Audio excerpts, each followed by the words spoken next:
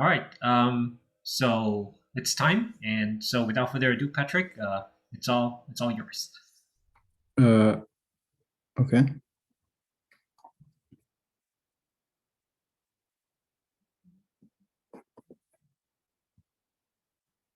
Okay, well, I guess we'll start.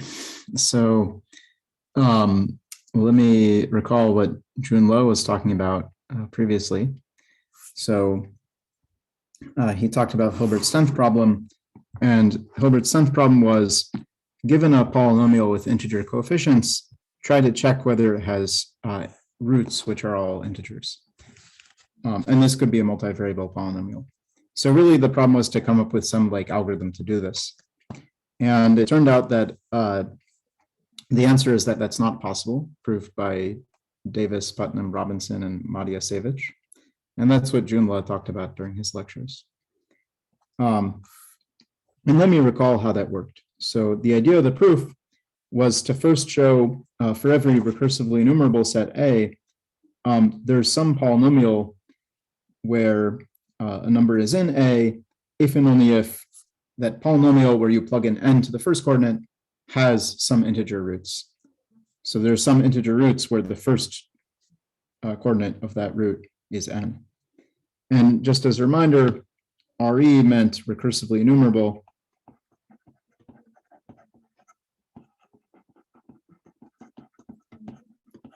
And there were a bunch of equivalent definitions of this that I gave several weeks ago. And one of them is that it's the range of a recursive function.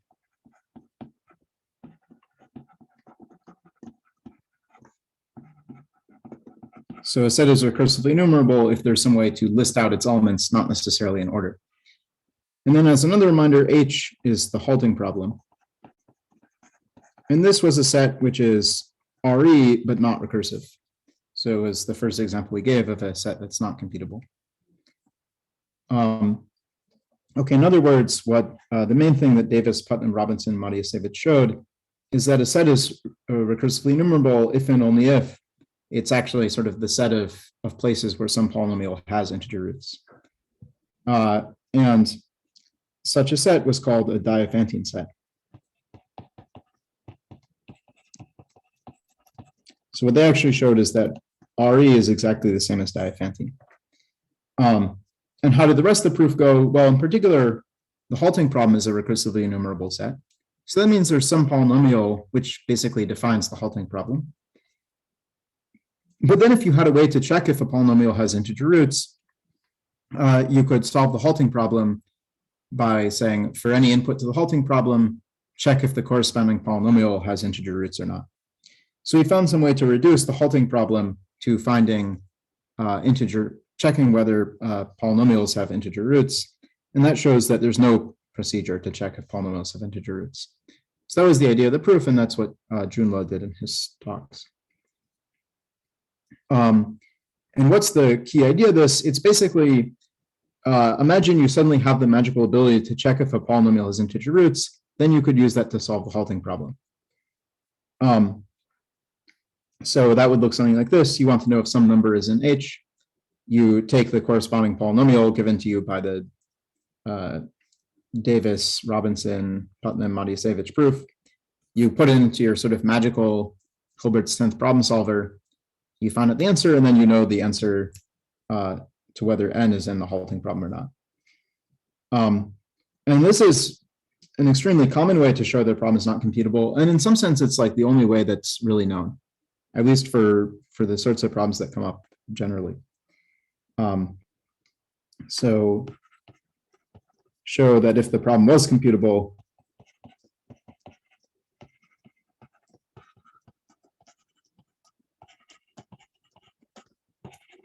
then the halting problem would be too.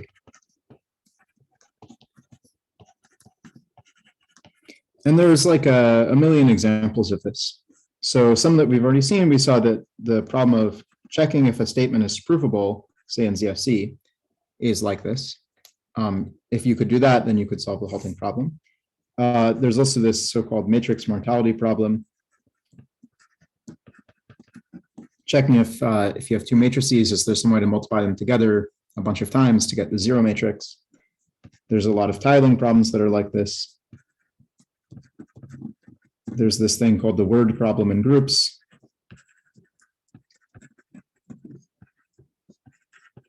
Checking if you have a group with some finite set of generators and relations, and you're given a word in that group, is it equal to the identity? Checking if a program is correct, like if it does what it's supposed to. So if you have some specification, checking if a program does that, and so on. There's like a million examples of things that are not computable, and they're all proven not computable by this same method. So let me give even more examples of that in some sense. So there's a ton of papers published about various things being not computable. So for instance,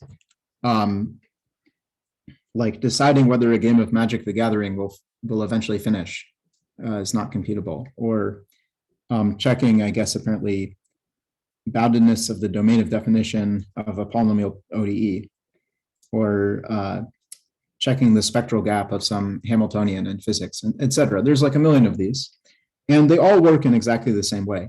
You start with the halting problem, and you show how to reduce the halting problem to this problem. In other words, you show how to encode a Turing machine into whatever this problem is about. So you show how to encode a Turing machine into a game of Magic the Gathering, or into a Hamiltonian, or whatever. So here's some sentences from these papers. And you notice they're all talking about encoding the halting problem or encoding the operation of Turing machines, because that's like the one technique that's known to show things are not computable. And sometimes that requires some fancy constructions. You know, if you're working with Hamiltonians, those look very different from Turing machines. So you have to do some very complicated stuff. But ultimately, what you're really doing is like viewing Hamiltonians or Magic the Gathering or whatever as some weird programming language and showing how to encode Turing machines in it. So here's some diagrams from those papers showing that. Okay, so again, there's like this one technique to show that a problem is not computable, and that's show that if it was computable, you could solve the halting problem. There's many examples of that. And this led Emil Post to ask, is that like the only way to show that a problem is not computable?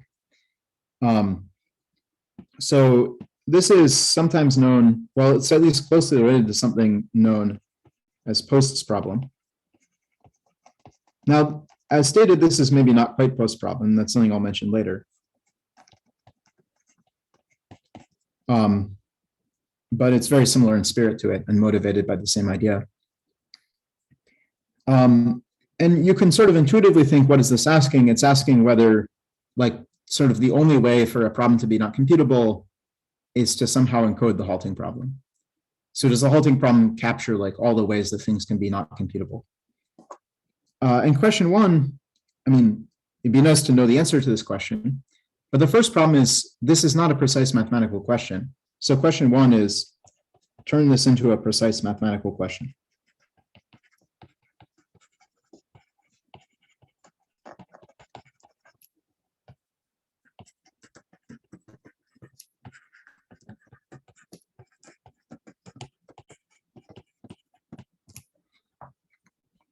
And question two is, well, find out the answer to that question.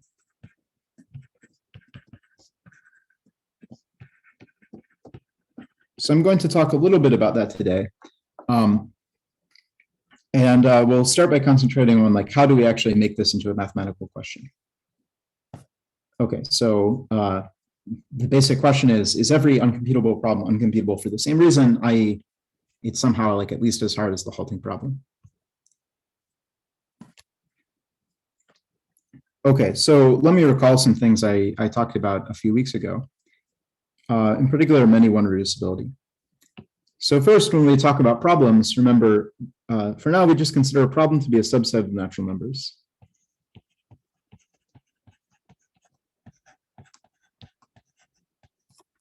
And in some sense, problems should include a lot of other things. But the idea is you can encode any sort of finite objects as natural numbers. So you can think of problems as just subsets of natural numbers. And second, we had this definition: a problem A is many-one reducible to a problem B, or a subset of natural numbers is many-one reducible to another subset, if there is a total recursive function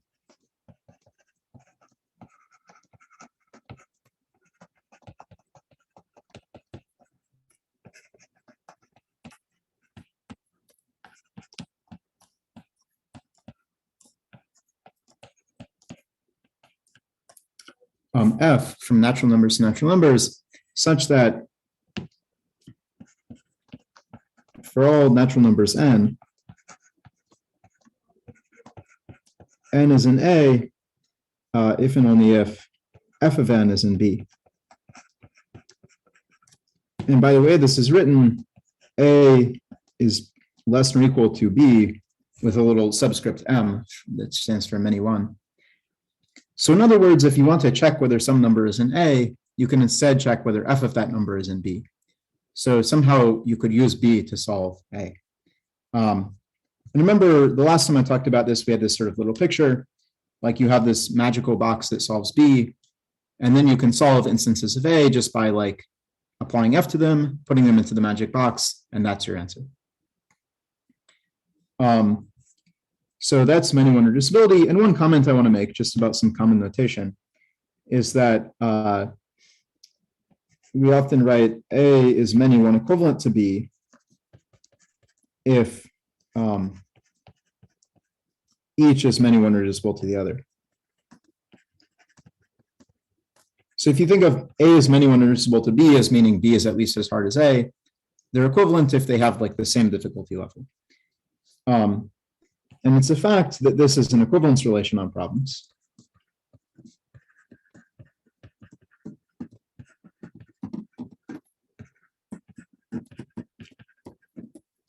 And equivalence classes of this equivalence relation are called many one degrees.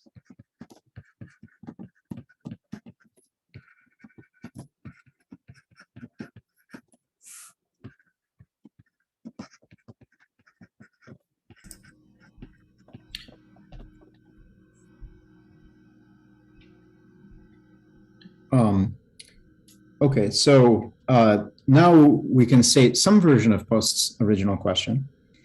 So one version of this question might just be to ask, is it the case that every non-recursive set is at least as hard as the halting problem in this sense? So is the halting problem many one reducible to every non-recursive set?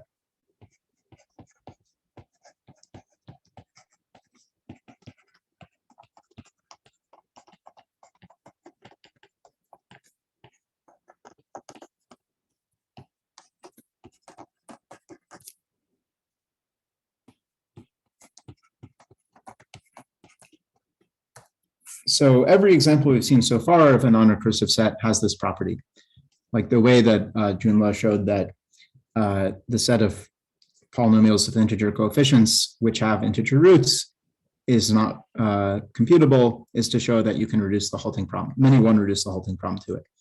And same, the way that I mentioned, you can show that the set of provable sentences is not recursive is also to show that you can reduce many one reduce the halting problem to it. So it sounds natural to ask, is that just the case for every not recursive problem? And that would explain this phenomenon we're seeing. But in fact, the answer is no. So there is a non-recursive set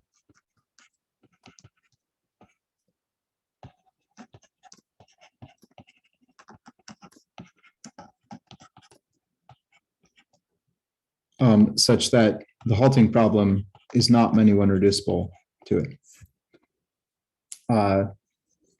Okay, so that's what we're going to prove next.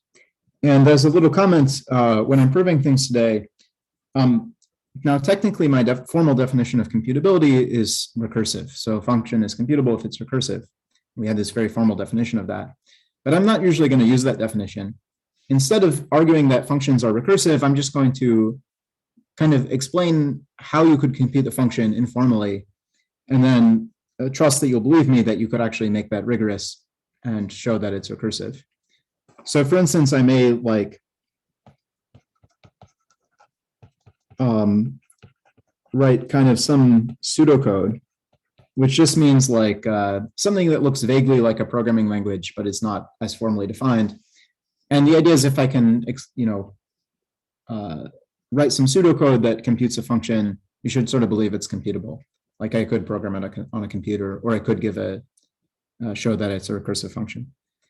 And the point is that a lot of times to actually show that something is recursive in the formal sense, it's not necessarily hard, but it's very tedious. And it tends to obscure what's going on in the proof because you just have all these details of showing that things are computable in this formal model.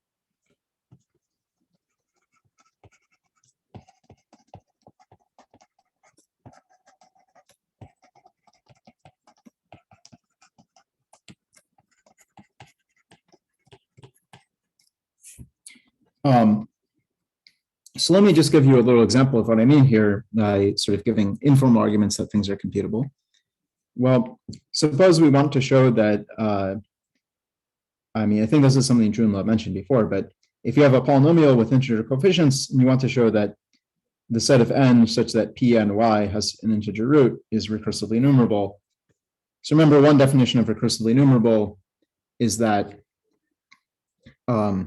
there's a so-called semi-decision procedure. So there's some partial recursive function, and for everything in the set, it will eventually halt, and for everything not in the set, it will never halt. So I might write that like this. I'll call it check root of n. And what do? I just sort of check every possible thing that y could be and see if it's a root. So I'll have this infinite loop starting from 0, then 1, then 2, and so on. And I'll check if P of ni equals 0 or P ni minus, or negative I, sorry. So if I or negative I is a root, then I should halt and output yes.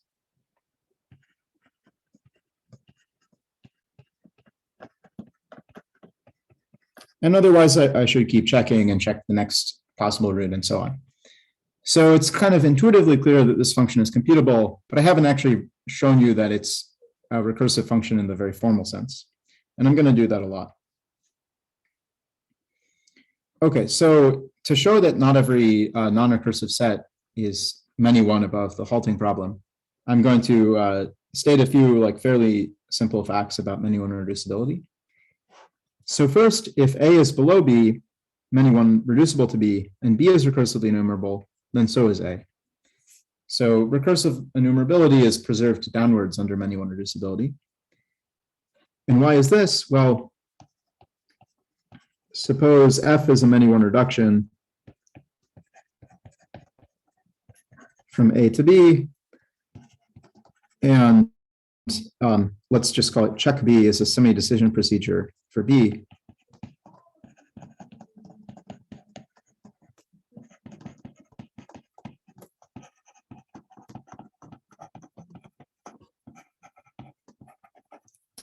Then we can come up with a semi-decision procedure for A as follows. And it's kind of exactly what you would expect. So if we want to see if n is in A, well, we're supposed to check if f of n is in B. And we have a semi-decision procedure for B, so we just do that. So the first step is to compute f of n. And then we compute check B of f of n and return its value. And if check B of f of n runs forever, then we'll also run forever, but that's fine because that's what we're supposed to do in that case. And if f of n is in B, then check a B of f of n will eventually stop, and so will also eventually stop. And f is total, so that step is always going to finish. The next fact is that if A and the complement of A are both recursively enumerable, then A is recursive. So this is something I mentioned the proof of a few weeks ago. And remember, this notation just means the complement of A. So it's the set of things which are not an element of A. And what's the idea of this, by the way? It's just, if you can enumerate both A and its complement, then to decide if something is in A, you start enumerating both A and its complement until you see that thing appear in one of them. And then you know, and it will always eventually appear in one of them because every number appears in at least one of them. Okay, and then the final fact is if A is many one reducible to B, then the complements are also many one reducible to each other. And so this proof is also straightforward. So let's suppose we have a many one reduction.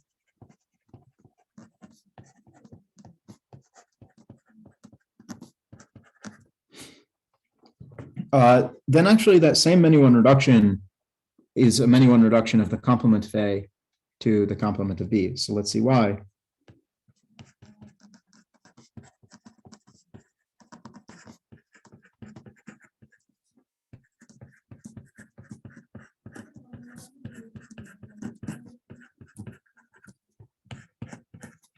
So we know by the definition of many-one reduction that n is an A if and only if f of n is in B. You take the contrapositive of both those directions and you get n is not an element of A if and only if f of n is not an element of B. And what does it mean to not be an element of A? It means to be an element of the complement.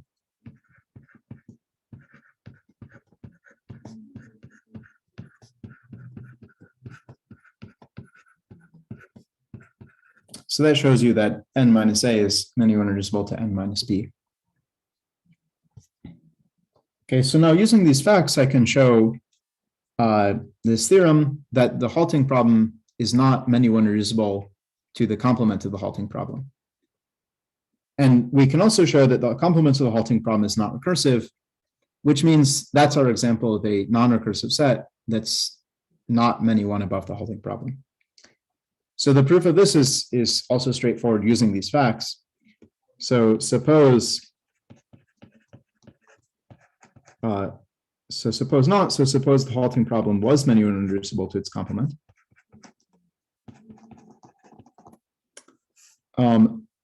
Then by this fact above, the complement of the halting problem is many-one reducible to the complement of the halting problem. Oops.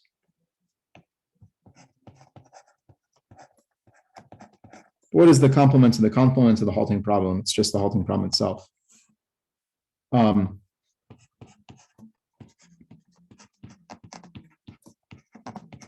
So we have that the complement would be many-one reducible to the halting problem, but the halting problem is RE. So this implies that the complement is also RE.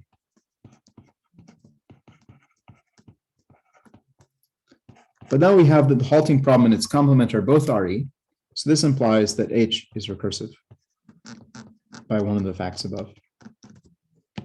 And that's a contradiction because we know that the halting problem is not recursive. So that shows the halting problem is not many-one reducible to its complement. But as I said, its complement is also not recursive. And intuitively, that's just because if you could compute the complement, you could certainly also compute H just by switching the answer. So let me make that a little more formal. So to see why the complement of the halting problem is not recursive, let's suppose that it was. That means we can compute it. So we're going to see that we can also compute H. So let's suppose not halt is a program that computes the complement of the halting problem. Then how do we check if something is in H? We just see what not halt says and say the opposite. So in other words, the following program computes H. Let's call it halt of n. First, we check not halt of n.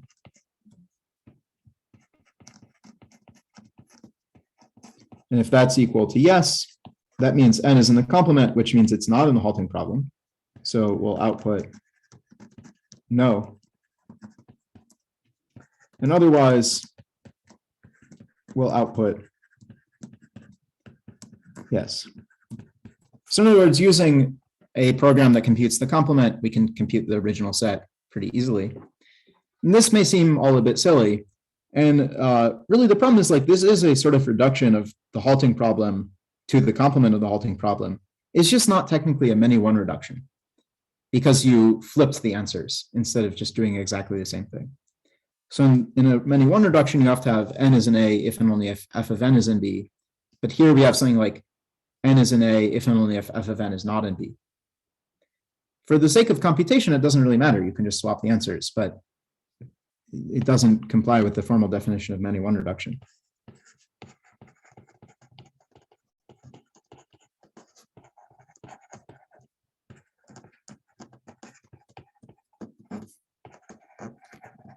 So the nice thing about many-one reductions is that they're very simple, and for many problems, they're all you need.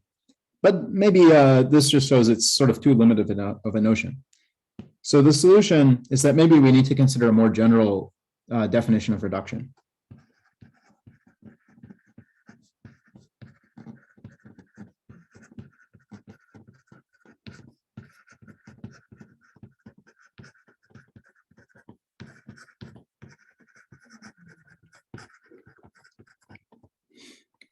Okay, and then we can maybe ask a sort of better version of post question.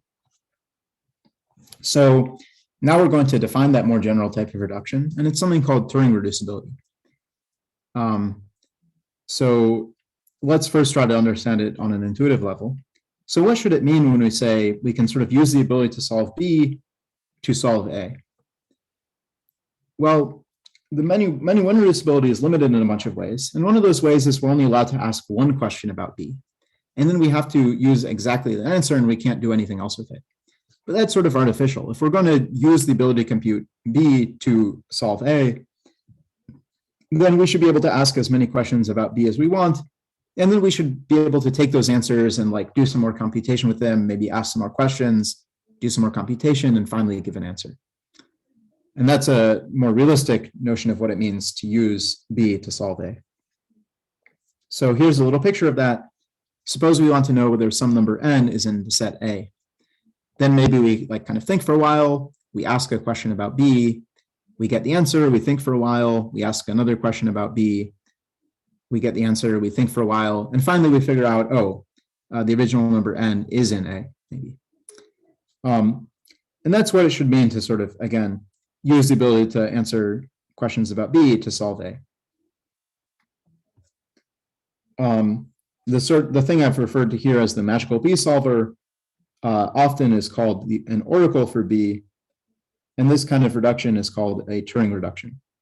So in this case, we'd be saying A is Turing reducible to B. So now let me give a slightly more formal definition, but not very formal.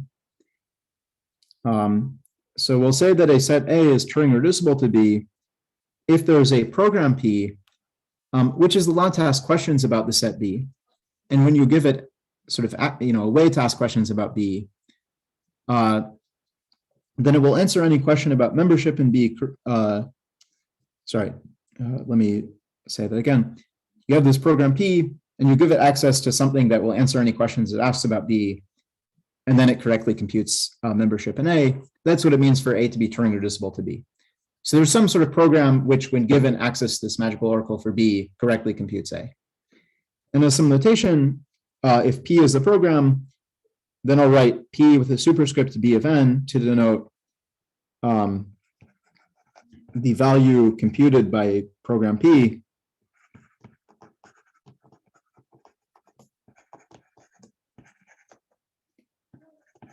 on input n when using B as an oracle.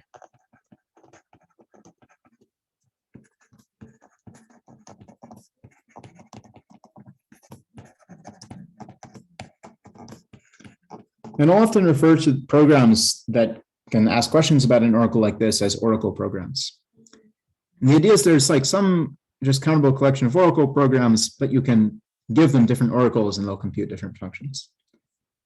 So the programs themselves don't know anything about B, but you like kind of give them access to B. So let me show you some examples of Turing reducibility. Oh, and I meant to say, Turing reducibility is typically written A less than or equal to B with a subscript T, which stands for Turing. And it's named for Turing because Turing defines this, was the first person to define this in around 1939.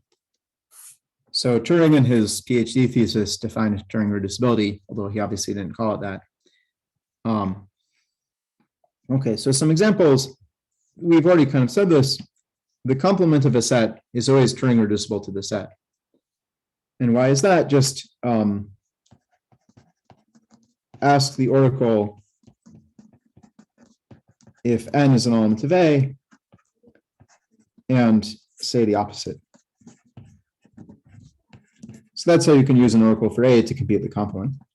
But here's a slightly more complicated example. Suppose A is an infinite set and B is the set of n such that for the smallest element of A above n, that element is an odd number. It's kind of random, but whatever. I'm missing a subscript here, so this should say Turing reducible to A. So B is Turing reducible to A, and why is that? Well, on input n, we just search for the first M such that M is an A and check whether it's odd.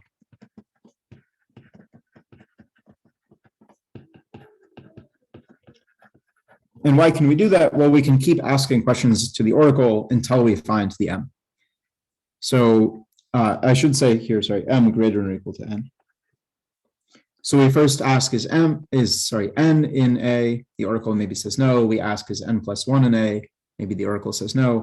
And we keep asking until we see some M in A. So that's the sort of informal definition of Turing reducibility. Now I'm going to give a couple of formal definitions just to sort of show that you can give a formal definition. But I think this informal definition is the one that is easiest to think about. So here's one definition. First, let's fix some set B, and we'll define the set of B recursive functions very similar to the way we'd find recursive functions with one change. And the one change is we include in the set the characteristic function of B. So the B recursive functions are the smallest class of partial functions from nk to n, which contain, just like the recursive functions, they contain the constant function, successor, and projections, but they also contain the characteristic function of B. And then they're closed under composition, primitive recursion, and minimalization, just like the recursive functions were. And then we say A is Turing reducible to B if the characteristic function of A is B recursive. Sometimes this is also written as recursive relative to B. And just like with many-one reducibility, this induces some kind of equivalence relation. So A is Turing equivalent to B means that they're both Turing reducible to each other. So using one, you can compute the other both ways. And you can prove that this is an equivalence relation.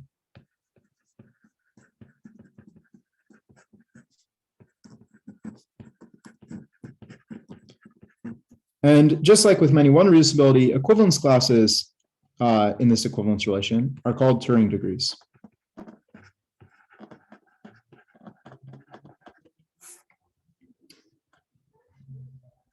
Okay, so that's one formal definition of Turing reducibility. I want to mention another formal definition, which maybe more closely matches the informal definition I gave. So remember, we saw that an alternate way to define computability was in terms of Turing machines. So we can also define Turing reducibility in terms of Turing machines. So how does this work? The idea is we'll have a slightly different version of Turing machines, which are able to somehow ask questions of the oracle. So an oracle machine is a Turing machine where we make some modifications. We have one extra tape, which is where we'll like ask questions to the oracle and get answers. And we also have one extra head to read write on this tape. And then we have one extra state that the Turing machine's memory can be in called like ask oracle. And how does this kind of machine work? Well, if you give it an oracle B, then whenever the machine state is ask the oracle, then we'll look at what's written on the second tape. That will correspond to some number n. We'll say whether n is in B, and we'll write the answer to that on the second tape, and then the machine will keep going. So basically, the machine will kind of compute for a while, and then it will eventually stop and ask a question to the oracle. The answer to that question will get overwritten on the oracle tape. Then the machine will keep computing for a while, will ask another question, and so on, until eventually it stops. Or perhaps it runs forever. And A is Turing reducible to B if the characteristic function of A can be computed by some oracle machine, which is given an oracle for B. And this maybe definition looks a little bit confusing, so I've drawn a picture that may be helpful. So here we have, you can see, unlike a regular Turing machine, which just has one tape, we now have two tapes. We have the sort of normal tape, and then we have the oracle tape. And suppose at some point we've written a bunch of numbers, a bunch of ones on the second tape, and then our internal state enters the ask oracle state. So then we'll look at the number of ones written on the oracle tape. In this case, it's 7. And that corresponds to asking the oracle, is 7 an element of B? So then before the Turing machine does anything else, the second tape will be replaced with the answer to that question. So suppose 7 is not an element of B, then we'll just put a 0 on the second tape. And then the Turing machine will start again, having been switched to a new state, let's say called like receive answer. So that's what it looks like in practice. Okay, but you should really think of this again as like every once in a while the Turing machine stops, asks if some number is in the oracle, and then keeps going.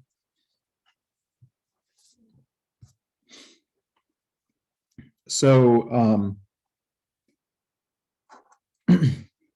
the kind of second version of post question, oops, this should say version 2, is if A is a non-recursive set,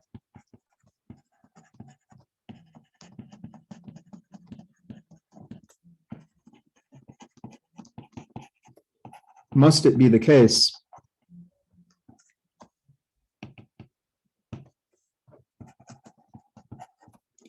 that H is Turing reducible to A? So remember, before we asked if A is not recursive, must H be many one reducible to A? We saw the answer is no, but for kind of silly reasons. Like there are things that obviously, if you could solve them, you could solve the halting problem, but just not with a many one reduction. But Turing reducibility seems like basically the most general kind of notion of reduction you can think of, because it allows like any sort of computable operation. So now we're asking like, if A is not recursive, is it not recursive because if you could solve it, then you could solve H? And Stephen Claney and Emil Post answered this question, and it turns out the answer is no. So in other words, there is a non-recursive set A,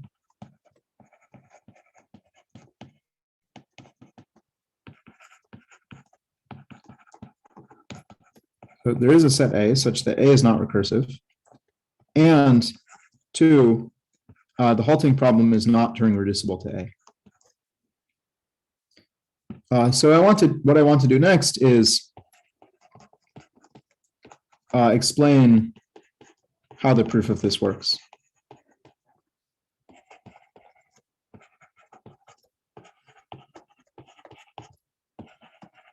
So in other words, I'll explain how to construct this set A. And it turns out that when constructing this set A, it's more useful to think of it, instead of thinking of it as a set of natural numbers, it's better to think of it as an infinite binary sequence. So let me explain how that works. So you can actually think of any set of natural numbers as an infinite binary sequence. And I think it's easiest to demonstrate with an example. So suppose you have the set 0, 2, 3, 4, 7, 9, etc. Then we can think of it as this sequence. How does that work? Well, imagine you write the numbers 0, 1, 2, 3, 4, 5, 6, 7, etc. below the sequence. So each bit of the sequence, like the nth bit of the sequence, will be 0 if n is not an A, and 1 if n is an A. So for instance, 9 is an element of A, so the ninth bit will be 1. On the other hand, 5 is not an element of A, so the 5th bit will be 0.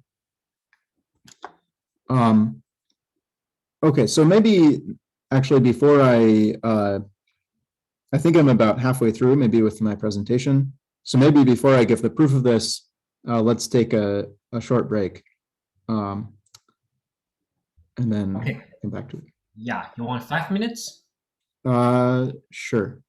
Okay, so let's meet again at 8:45 Patrick's time.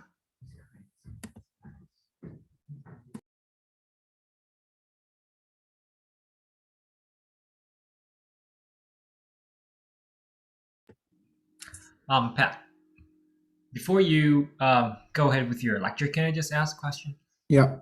Yeah, can you go back to a few slides regarding many one reduction definition for it? Sure.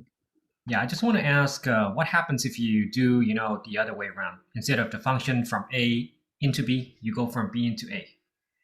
How would that affect the definition? Let's see. So Yeah, on this slide, what do you mean? Yeah. So you have the function f. Where is it? Mhm. Yeah. So you have a function f defined on the natural numbers, and then you Yeah. say n is in a, if and only if f of n is in b, Mhm. and then that will be many one reduction. Um, uh, A is many one reducible to B.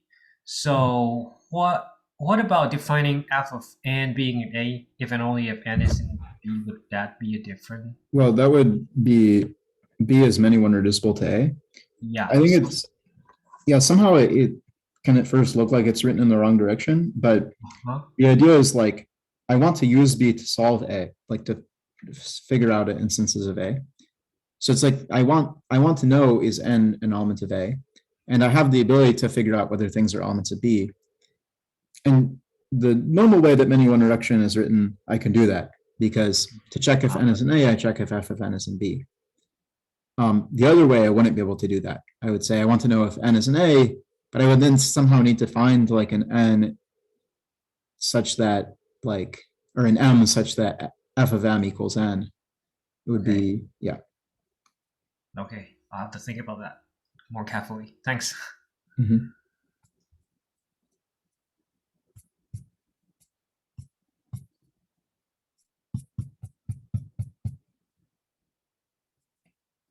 Okay. So, okay. So, as a reminder of where we were, we consider this more general form of reducibility called Turing reducibility, which is really supposed to capture when can I use like an oracle for B to compute A if I can do any sorts of computations, not just this restricted many one reduction thing.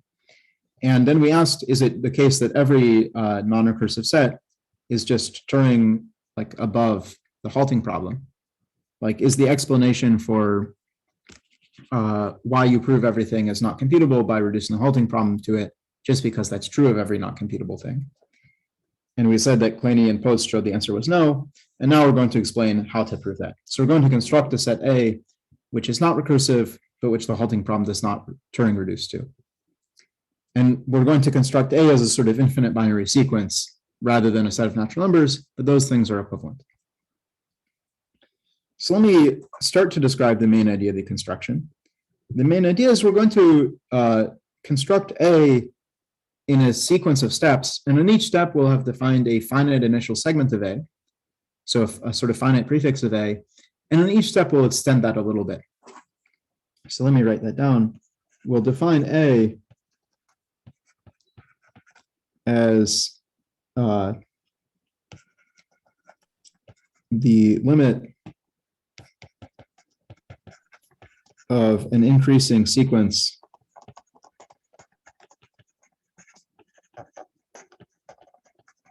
of finite binary sequences.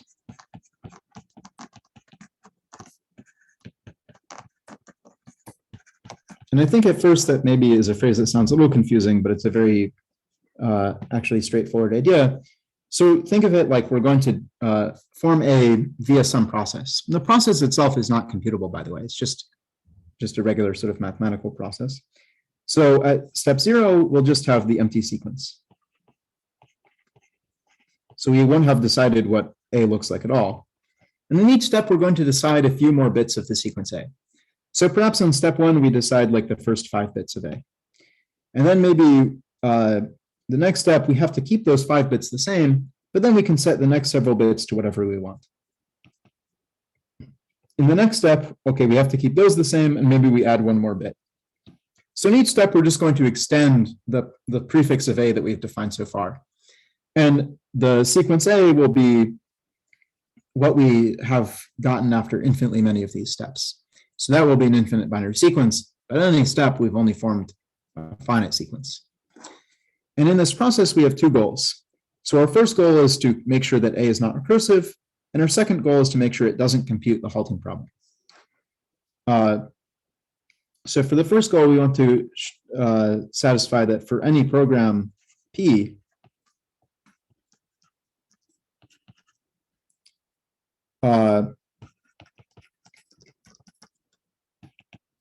there's some place where the program P doesn't agree with A. So we want the program P to not be computing A.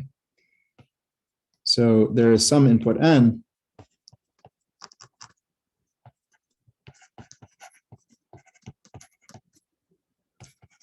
Well, one way that the program P could fail to compute A is if it's just not a total program. So on some inputs, it doesn't even give you an answer. And the other way it could fail is if on some inputs, it gives you an answer that disagrees with A.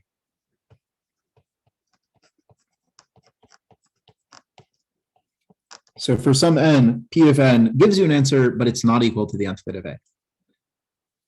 So that will ensure that A is not recursive. And for our second goal, we want it to be that for any oracle program,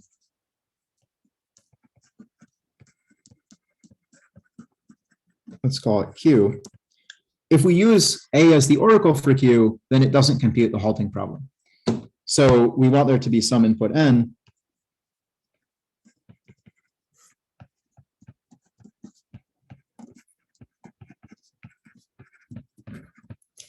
such that when you give Q the oracle A, Q of N either, oops, I wrote that wrong, either doesn't give you an answer at all, or it gives you an answer, but it gives you the wrong answer.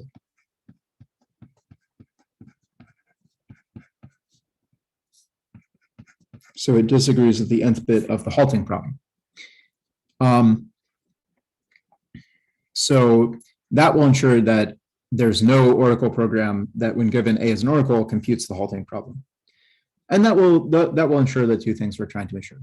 So those are our goals. Again, the way we're going to do it is like specify a few more bits of A on each step. And maybe I should say it. So first, we're going to just define some notation and terminology to deal with finite sequences. So we'll sort of return to the proof in a moment, but we're going to take a moment to just clarify some notation. So first, we're going to pick some enumeration of first all programs. Let's say P0, P1, P2, and so on. And by the way, this enumeration doesn't have to be computable or anything like that. Just any enumeration of all programs. And also an enumeration of all oracle programs.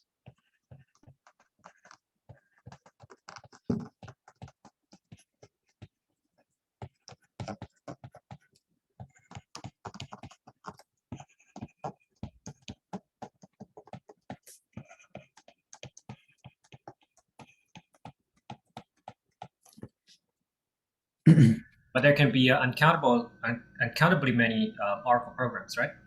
Well, it depends exactly what you mean. So there are uncountably many oracles, but there's only countably many programs themselves. And now if you take a single oracle program and give it two different oracles, it could have two different behaviors. So there's kind of uncountably many different behaviors that oracle programs could have. The programs themselves are countable. Maybe this is easiest to see with the Turing machine definition.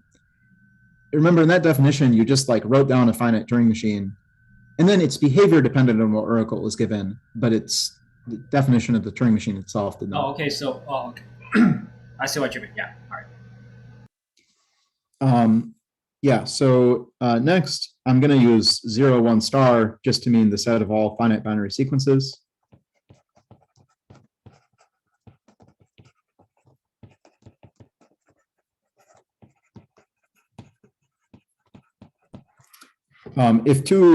If sigma and tau are two finite binary sequences, then I'll use sigma less than or equal to tau just to mean that sigma is a prefix of tau. So let me give an example of that. In this first case, sigma is a prefix of tau because you can see like sigma just looks like the beginning part of tau. In the next case, that's also true. Then in this case, that's not true. So even though sigma and tau agree up to the point where they're both defined, sigma is longer than tau, so it's not a prefix. And in the last case, it's also not a prefix because they just don't even agree everywhere. So that's what sigma less than or equal to tau means. And then if I put bars around a finite string sigma, sorry, finite binary sequence sigma, I mean just the length of the string.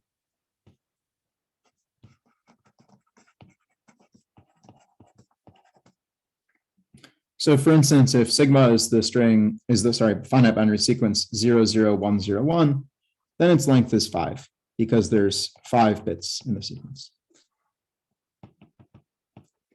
And finally, this is maybe the most complicated piece of terminology, but the most crucial to the proof. If P is an oracle program, so technically oracle programs are supposed to take like infinite binary sequences as oracles. But there's something you can meaningfully define what it means for an oracle program to compute using just a finite binary sequence. So what does it mean to say that if P is an oracle program and sigma is a finite binary sequence, then P sigma n converges to M? It means if you run P with oracle sigma, like each time that P asks a question in the oracle, the question it asks is a place where sigma is actually defined. So it never asks about anything beyond the length of sigma, and it eventually converges and outputs M. So this means if you run P,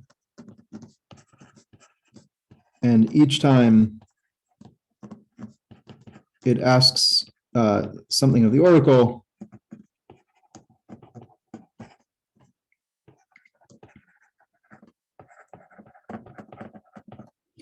it is at a place less than the length of sigma.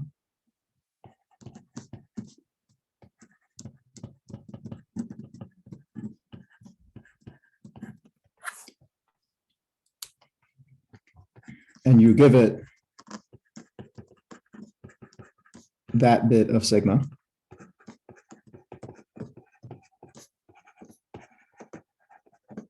Then it will eventually stop and output M.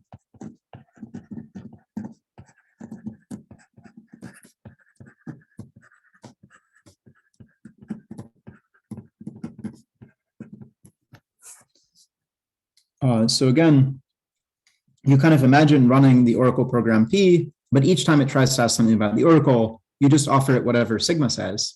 And if it asks about something that's beyond the length of sigma, then you just consider it to have diverged because sigma doesn't know that kind of stuff. And the really key point, which is like maybe the crucial thing to understand the proof, is that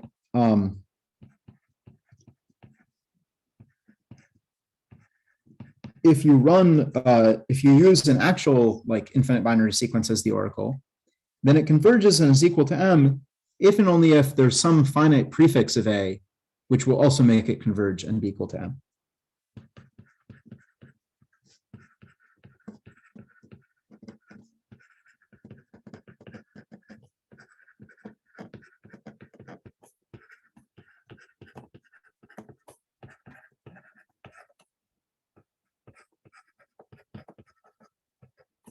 And why is that? Well, first suppose that when you run P with oracle A on input N, it eventually stops and outputs M. Well, it has to stop after finitely many steps, which means it's only asked finitely many questions of A. So just take a long enough prefix of A that includes all the places where that question was at, those questions were asked, and then P on that finite prefix will have the same behavior as P on A, at least on input N.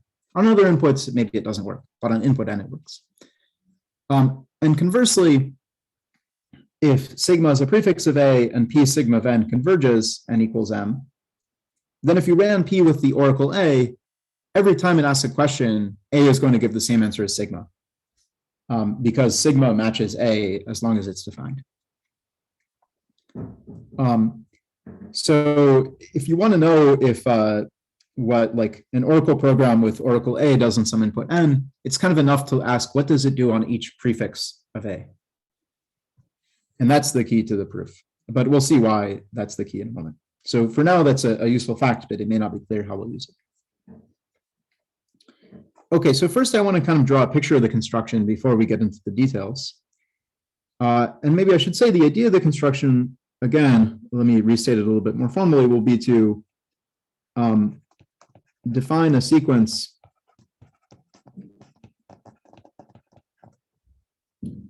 sigma 0 less than or equal to sigma 1 less than or equal to sigma 2, etc., of finite binary sequences.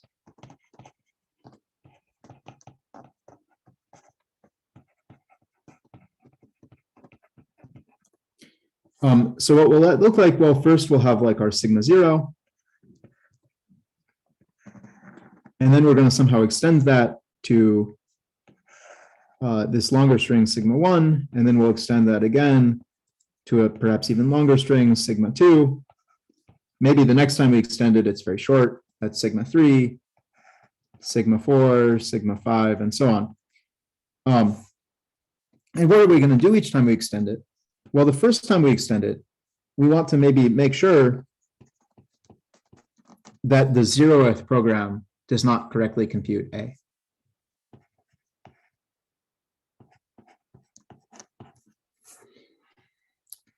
So remember, we had this enumeration of all programs. So we'll first somehow do something in this little initial chunk to make sure that A is doing something different than the 0th program.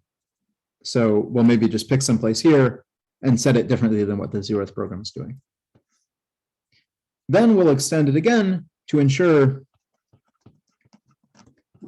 that when we look at the first Oracle program with Oracle A, it's not computing the halting problem. And that part is going to be a little bit trickier. So for now, I won't say how we'll do that, but somehow we're going to just find a finite extension of sigma 0 to ensure that any A that extends sigma 1 is not computing the halting problem using the first Oracle program. Okay, then we'll extend it again to sigma 2, and here we'll add some more bits to ensure the second program is not computing A.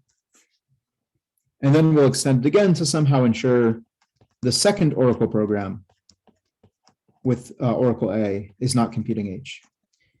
So in other words, each time we sort of defeat one program or one Oracle program.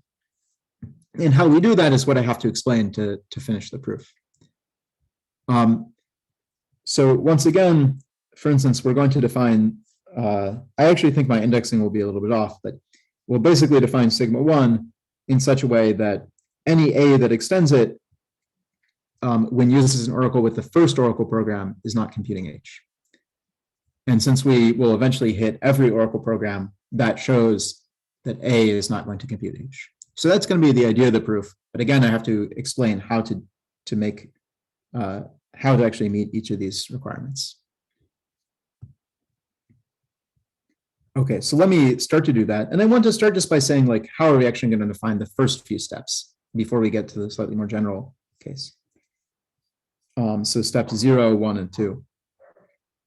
So in step 0, I need to define sigma 0. Step 1, I define sigma 1. And step 2, I define sigma 2. So for step 0, I think my indexing, again, from the previous slide was actually off by 1. I'm actually just going to define sigma 0 as the empty sequence. So we'll just start with the empty sequence. And then step 1, I have to handle the first program. So there's going to be a few cases. Case 1 is if the first program on input 0 doesn't give you any answer, then actually I don't have to handle it at all, because that program is not computing any set. It's not a total program. So in that case, I can just do nothing. I can just set sigma 1 equal to sigma 0. The next case is it actually is computing something. And suppose it's computing 0. So this is saying that the first program believes that the 0th bit of A is 0. But we haven't set any bits of A yet, so we can just set that bit to disagree with this program.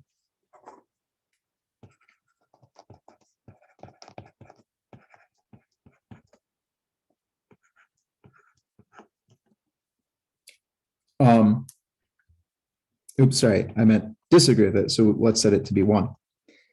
So that tells you that program 0 thinks that the 0th bit of A should be 0, but it's actually 1, so it's been defeated. And then the last case is if P0 of 0 converges and is not equal to 0, then let's just make the 0th bit 0.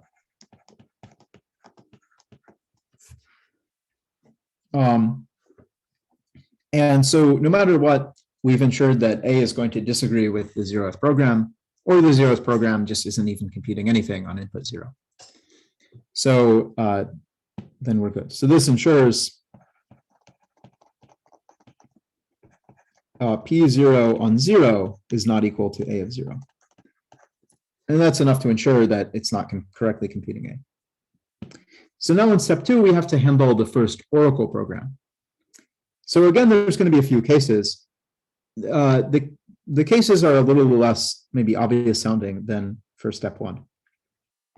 So the first case is if there is some m in the natural numbers,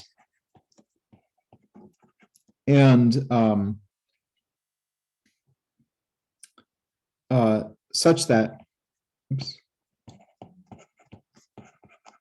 for all tau extending sigma 1, so for all sigma 1 we know has to be a prefix of A, so for all tau that could be a prefix of A, if the oracle program just diverges, so it doesn't give an answer on input M,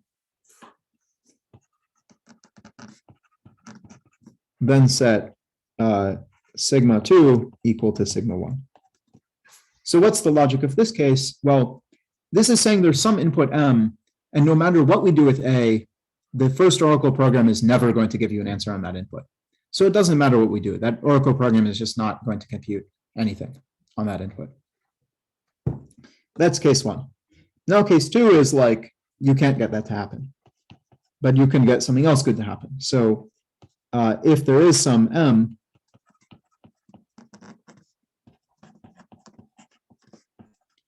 and some tau, which is extending sigma 1, such that q tau 0 converges but is not equal to h of m. So this is like saying we can somehow define some initial part of A so that the first oracle program on input M using oracle A will actually stop, and it will give you an answer, but it will give you a wrong answer. Well, then that's great for us. Like, that's what we want. So we'll just set sigma 2 to be some such tau. And now we know that any A extending that tau, like if tau is an initial as a prefix of A, then Q0 A of M has to do the same thing as Q0 tau of M.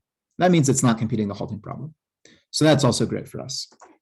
And what we'll eventually show actually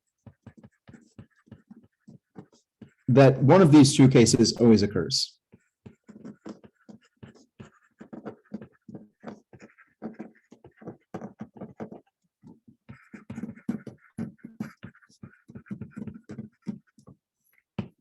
So if we do that, then we'll have shown that actually Q0A is not equal to H for at least some input. Now the input, like for step 1, we actually knew exactly what input they weren't going to be equal. Here we don't know what input they're not going to be equal. We just know there's some input. Either the M so that QA0 of M never gives an answer, or the M so it gives an answer is not equal to H. And as I said, we'll prove that these are the only two cases. So we don't have to say what to do in the other case. Okay, so now I'm going to maybe write down just explicitly what you do in the general case on step N, and then we'll prove this part. So I want to say what to do on step 2n plus 1 and 2n plus 2, and that tells you what you do on all steps, because I already said what you do on step 0. So on step 2n plus 1, we're just going to make sure A is not computed by program N. So again, remember there were these three cases. Oh, but there's a slight wrinkle here, so let me try to explain it. So in the previous case, we hadn't, on step 1, we hadn't defined any bits of A yet. So we could just make sure that A on bit 0 disagreed with the 0th program on bit 0. But in the middle of this construction on step 2n plus 1, we've defined some long initial segment of A. And so we need to make sure whatever place we make it disagree with the next program is a place where we haven't already said what it's doing. So we'll start by saying let M be larger than everything we've defined so far. So larger than the length of sigma 2n. So that means M is actually a place where we can decide what A is equal to. So the first case is if P0 on input M diverges, then we do nothing.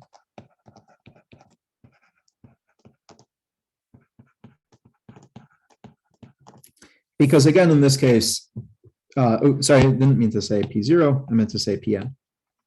So sorry, in this case, we're handling program N. So if program N has this input where it just never does anything, then we don't need to worry about that program. If it converges and is equal to 0, then set sigma 2n plus 1 equal to tau such that sigma 2n is a prefix of tau and tau of M equals 1. So, okay, imagine we have here sigma 2n and here's M. Then we just want to make sure there's a 1 here, and maybe you could just fill in all zeros before that. And then this whole thing is going to be tau. So just extend it so it disagrees with the nth program.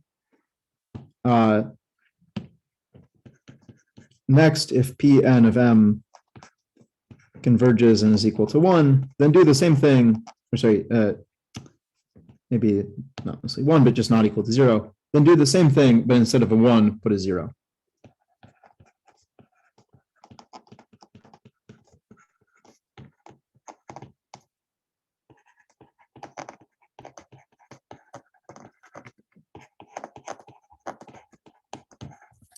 So no matter what happens, we've made sure that A is going to disagree with the nth program.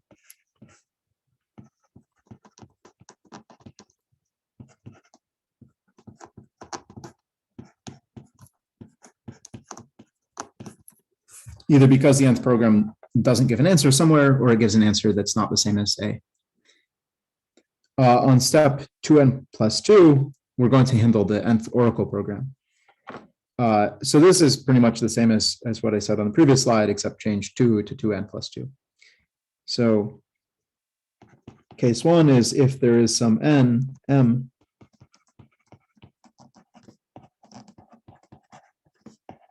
such that for all tau extending sigma 2n plus 1,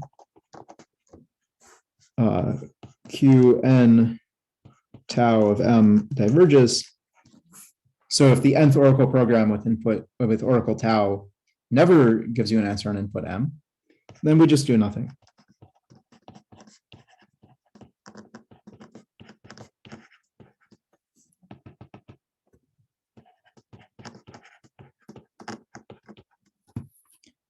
Case 2 is if there is some M and N and tau extending sigma 2n plus 1 such that the oracle program actually converges but gives you a bad answer, gives you the wrong answer.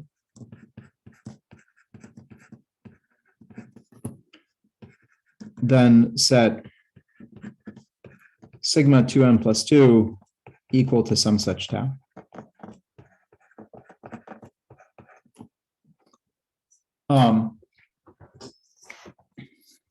Okay, so those are the two cases, and then we'll show, again, one of these two cases always occurs.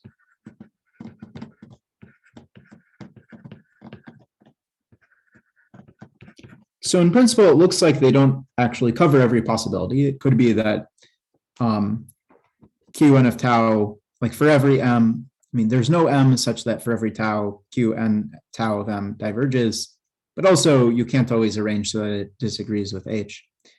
But we're going to show that's impossible. And if we show that, then again, this ensures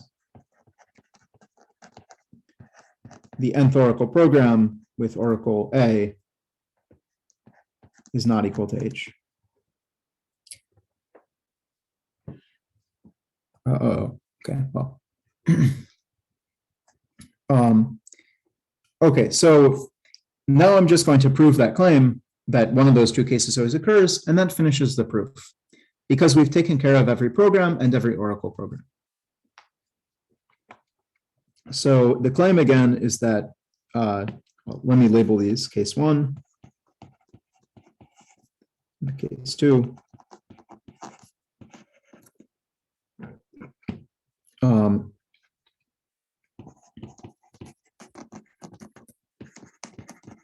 Either case 1 or case 2 occurs. So it can't be that neither of them happens. And what's the proof? Well, we'll suppose that neither of them happens and get some contradiction.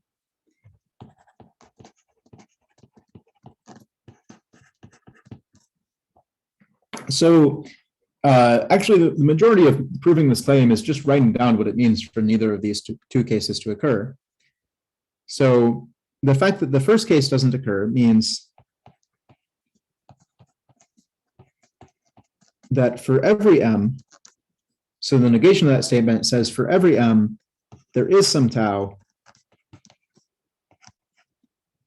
extending sigma to n plus 1, such that q n sigma to n plus 1, or sorry, I meant to say tau of m converges. And what does it mean that case 2 fails to happen? It means that for every such tau, if qn tau of m converges, then it's equal to h of m.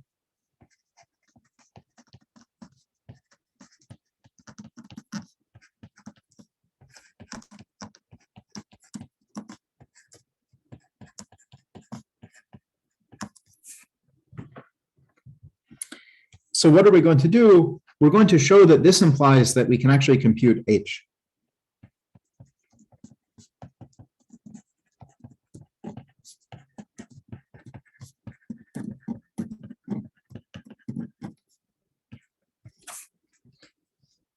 So let me write that why that is.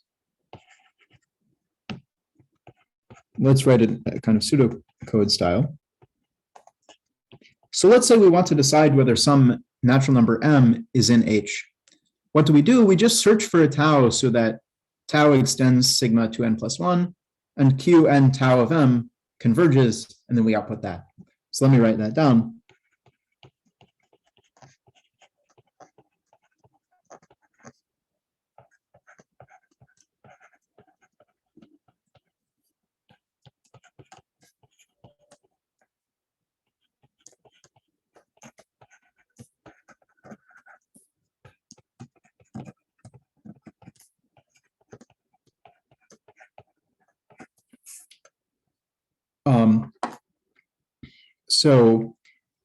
Why does that work? Well, we know that this search is always going to end eventually because case 1 fails.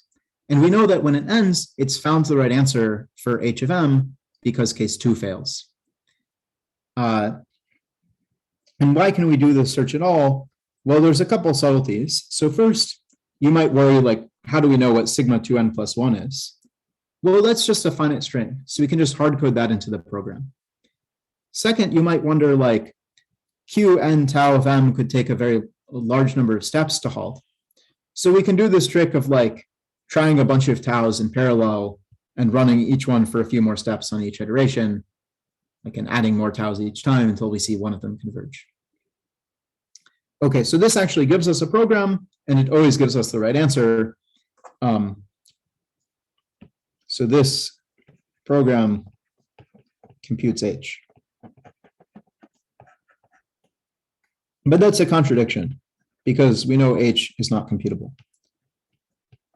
Yes, we know H is not recursive. Remember, H is the halting problem. Okay, so this shows that one of these two cases always occurs, because otherwise we could compute H. And that shows that this is actually a well-defined process, and we've handled the every Oracle program. So that concludes the proof.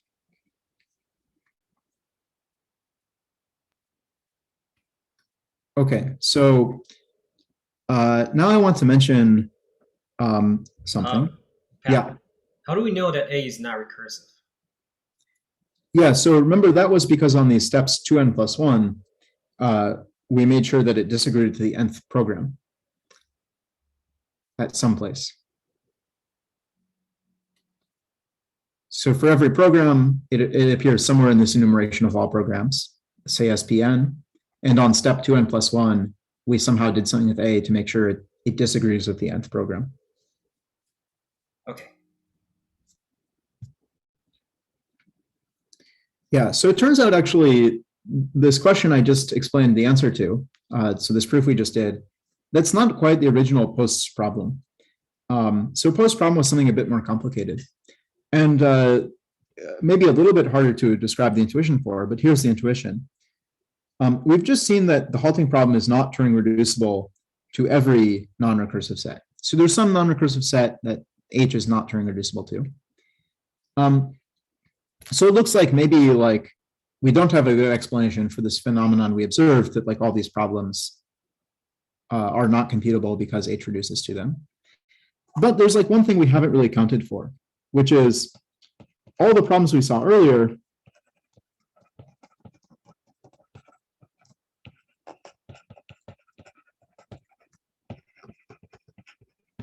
are recursively enumerable. Or in the case of the complement of the halting problem, not quite recursively enumerable, but very closely related to a recursively enumerable problem.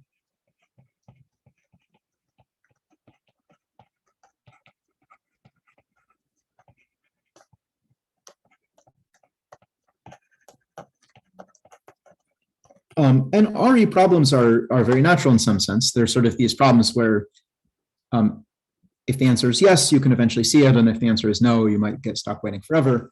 That's a very natural class of problems in math. So maybe you think what's going on here is really, well, we observed this phenomenon, but we only observed it for recursively enumerable sets. And we saw it failed in general, but it's not at all obvious that the set we just constructed is recursively enumerable. It doesn't look very recursively enumerable. So maybe it's the case that this phenomenon is really a property of recursively enumerable sets. So this was actually Post's real question, was if A is a non-recursive RE set,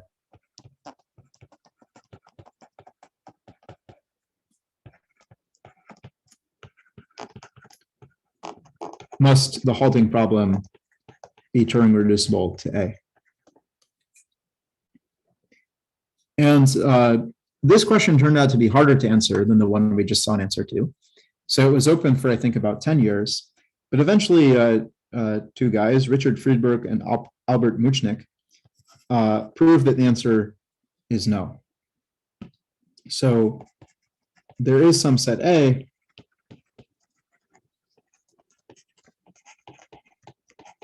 such that first, A is RE.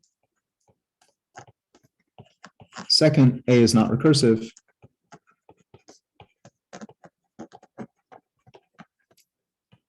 And third, the halting problem does not Turing reduce to A. So even for this sort of modified version, the answer is still no. So we still haven't explained the phenomenon. By the way, when Friedberg and Muchnik answered this question, they were college students. I think Muchnik went on to be a logician. Friedberg, I think, actually went to medical school and became a doctor, despite, as a college student, publishing several papers in logic. Muchnik was from the USSR and Friedberg was from the US. And so I think they were like, some lag in communication between the two countries at the time. Anyways, their proof is basically a souped up version of the proof we just gave. But you have to work a lot harder to make sure the set we construct is recursively enumerable. And to do that, they invented a new technique called finite injury priority arguments.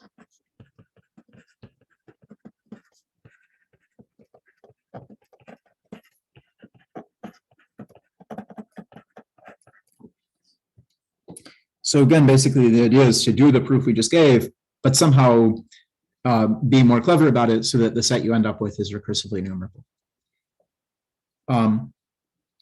So that's kind of the end of the story for post in some ways, but I think there's still something very weird here.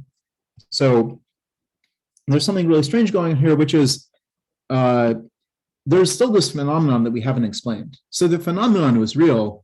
It's just that our attempts to explain it didn't work, or Post's attempts to explain it didn't work. So this might be a bit grandiose, but you could think this is sort of the great mystery of computability theory. Why is every problem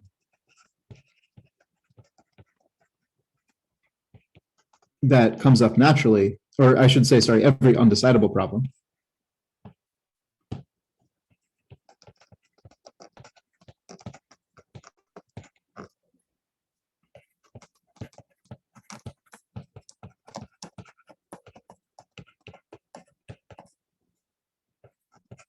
at least as hard as the halting problem in the sense of Turing reducibility?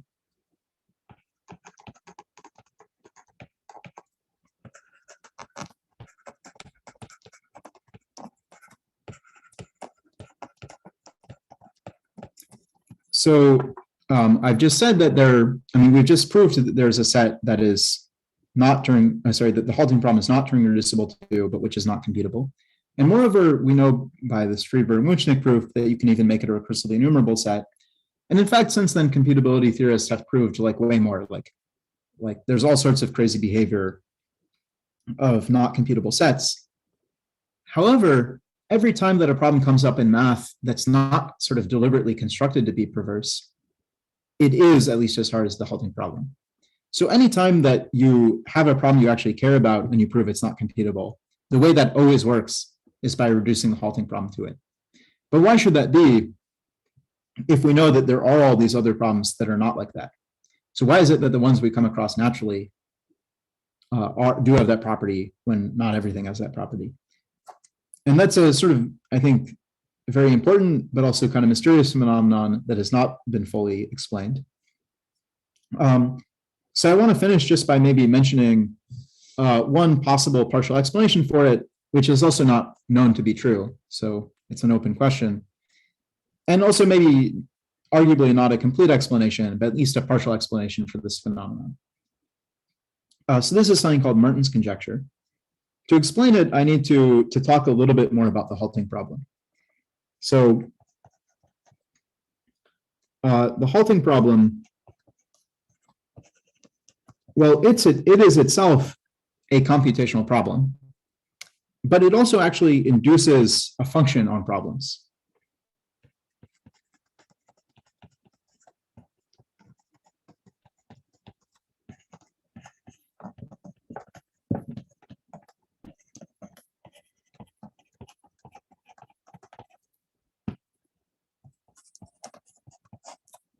So let me explain how to define that. So if A is any set, then define the halting problem relative to A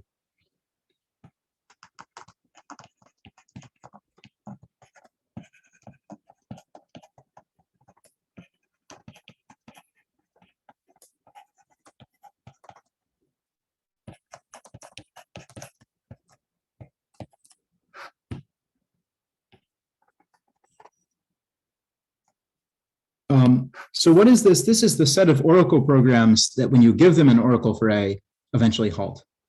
So this is the set of pairs,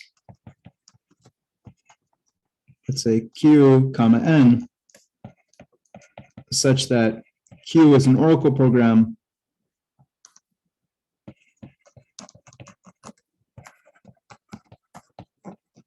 N is a natural number, so it's an input to the Oracle program.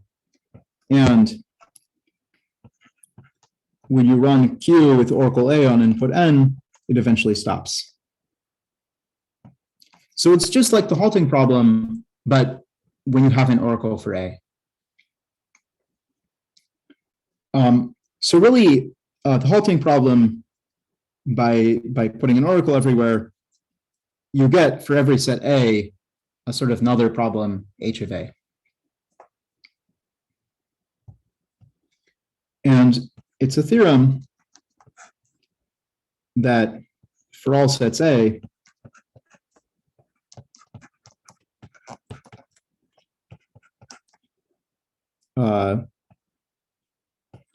H of A is not computable from A.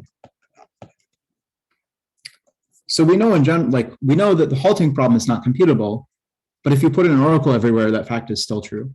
So the set of programs which halt when you give them an oracle for A is not computable from A. And the proof is identical pretty much to the proof that the halting problem is not recursive.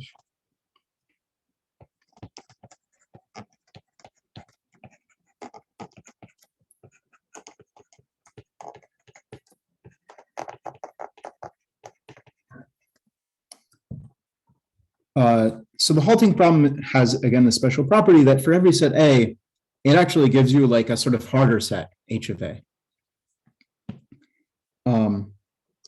So now there's some, let me state a couple facts about this function. So first, for all sets A is computable from the halting problem relative to A. And second, if A is equivalent, Turing equivalent to B, so if A and B have the sort of same computational power, then their halting problems do too.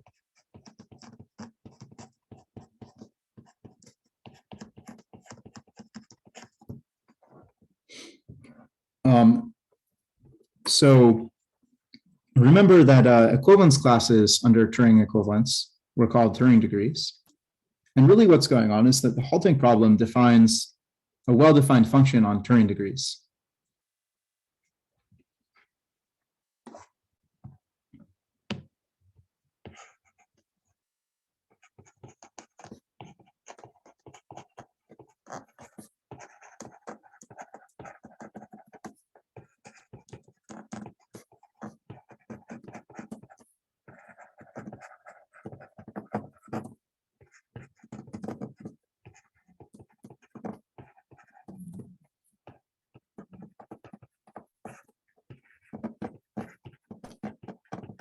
And the idea of Martin's conjecture, or at least what the idea is supposed to be, is that maybe that's what makes the halting problem special. So maybe natural problems typically induce functions like this, functions on the Turing degrees. And maybe among those sorts of problems, the halting problem is kind of the easiest not computable one. So that's what I'm going to explain next. Maybe I should mention that the halting problem relative to A is often referred to as the Turing jump of A.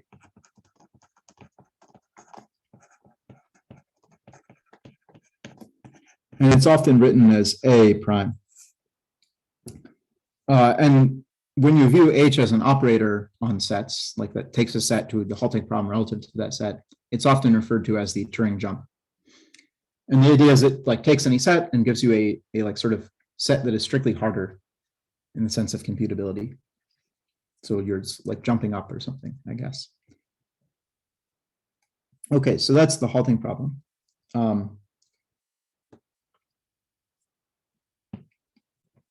So what's the idea of Martin's conjecture?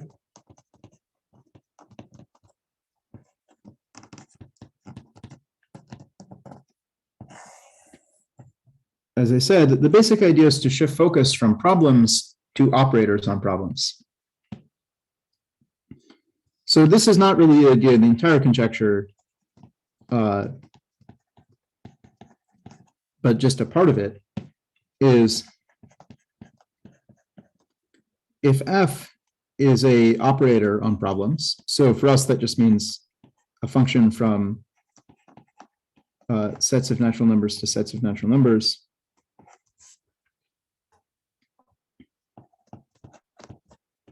such that first, for all A,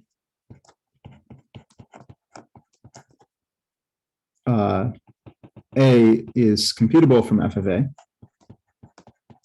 So it's always taking you to a problem that's at least as hard as the one you started with.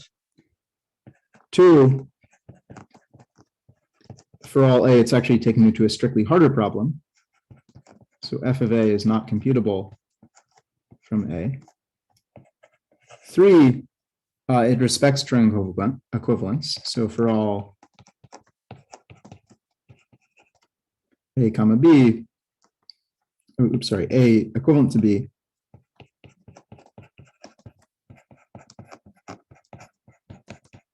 f of A is equivalent to f of B. So F also defines an operator not just on sets, but on Turing degrees. And finally, 4, F is definable. This can mean a lot of different things, is a bit vague. So people often assume that this means Borel measurable.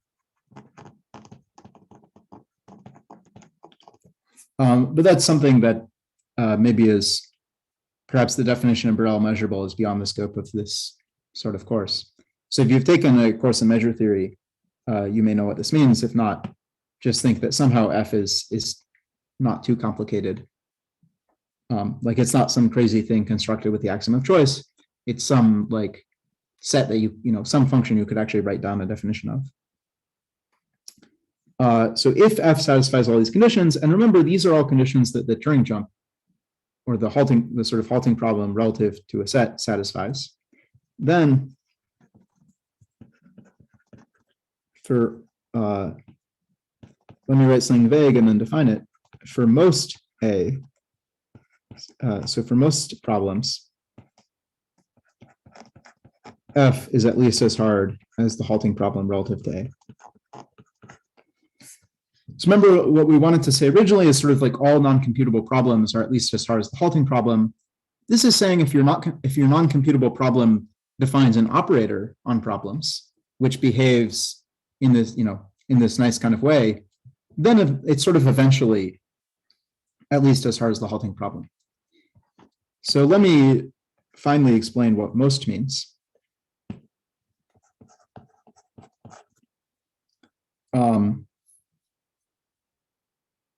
So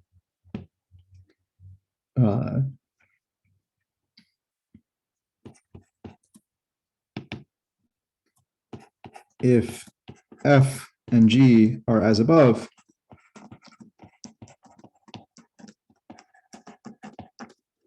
then define F, it's called Merton below G.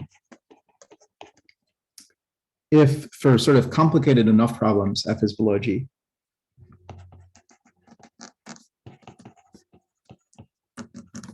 So the formal definition is if there is some A such that for all B above A,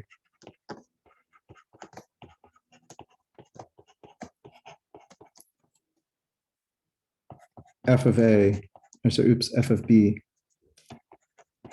is computable from G of B. So it's saying like once you get to complicated enough B's, F of B is computable from G of B. So here when I said for most A's, H of A is less than or equal to F of A, what I really meant is that H is Merton below F. So this is what Martin's conjecture says is if you have an operator on Turing degrees that behaves like the halting problem relative to a set, then actually it has to be at least as complicated as the halting problem, at least for sort of eventually, so for complicated enough problems. And again, the idea is this can be considered a sort of partial explanation for the phenomenon we observed, where naturally occurring problems were at least as hard as the halting problem. And the idea is that maybe naturally occurring problems always define operators like this. They relativize in the same way that the halting problem relativized to any set. And then eventually that they're at least as hard as the halting problem. And if that happens eventually, maybe it's not so surprising that you often see it happen, even at the bottom. Okay, so that's the idea of Martin's conjecture. However, Martin's conjecture maybe isn't a fully satisfying explanation for this phenomenon. and it's also not known to be true. So it's been proved for many special cases, but not in general.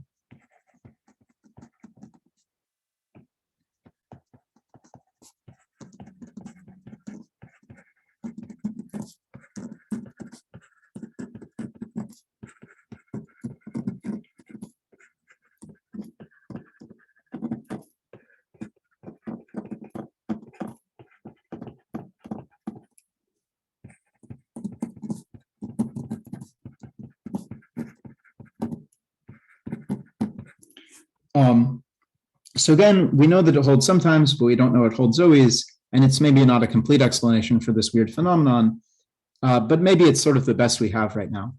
So I think it would be a very interesting question. I mean, it would be interesting to answer Martin's conjecture, but it would also be interesting to find a candidate for a better explanation for this phenomenon than just Martin's conjecture.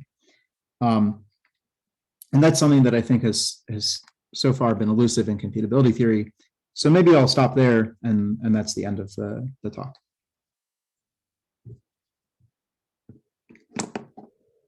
All right, thank you, Patrick. This is really interesting. Is there any question for Patrick? Okay. Yeah. So Patrick, can I just ask if what is the so this is one of the problems that people are looking at these days? Yeah, this is one problem that people are looking on. Okay, I see. Is there any reference for this? For Martin's conjecture? Yeah, I mean like something that people can read up and yeah. So there's no sort of like I don't know of any textbook that has material on it, but one, I guess, two classic papers about it are, there's a paper by John Steele. John Steele, okay. Called A Classification of Jump Operators. Is that a recent paper or? No, from like 1980. Okay, yeah, I figured.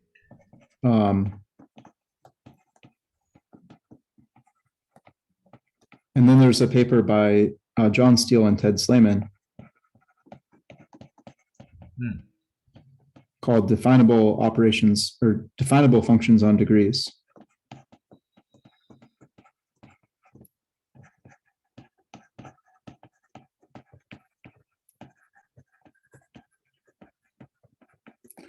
So those are two papers that have some stuff about it. More recent papers there are more recent papers on it. Some of them may be hard to read. I guess maybe another one, there's a paper by Andrew Marks, Ted Slayman, and John Steele. Okay. I can't remember the title of that one.